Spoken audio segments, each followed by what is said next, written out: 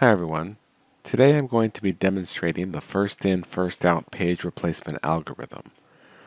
By using a fixed size array to represent a physical memory cache and a queue data structure, I was able to simulate the first in, first out page replacement algorithm. A text file is fed into the program and read line by line, each line containing a single number which represents a page number being requested by an application. The cache is checked for the requested page number, which is added to the cache if it is not found. If the cache is full, the oldest page is replaced with the incoming page. This is accomplished by using a queue. Whenever a page is added to the cache, its page number is also added to a queue so that the oldest page number in the cache can be easily obtained.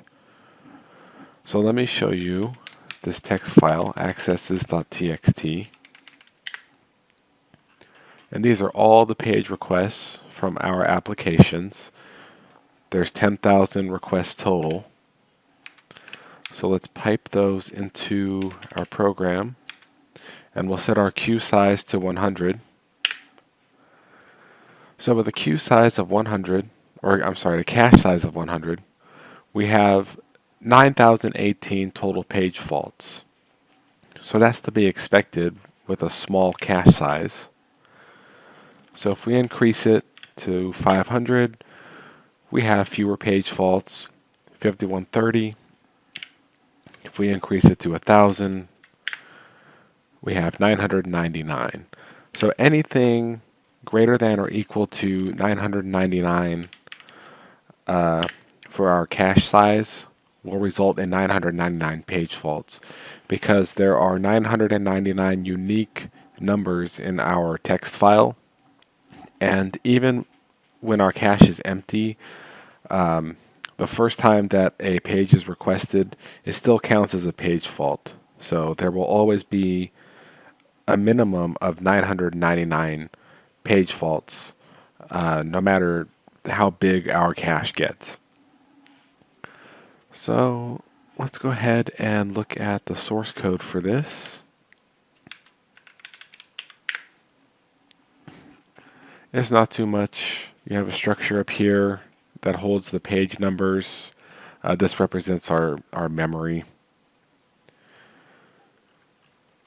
A little bit of validation. Function up here that returns the index of the requested page number. And you can see while we're reading the file, we're just validating the number, checking the cache. If it's in the cache, we just continue reading from the file. Otherwise, if we have free space, we just place it in the next available location, and then we enqueue the page number. Otherwise, there's no free space, so we swap pages. We obtain the oldest page from the queue, then we just place the new page number in that location and dequeue the old number. So, and then we enqueue the new page number at the end here. So we are missing the part where we actually swap it to the swap space on the disk. We don't represent that here. But this is just a basic demonstration of the first in, first out algorithm, page replacement algorithm.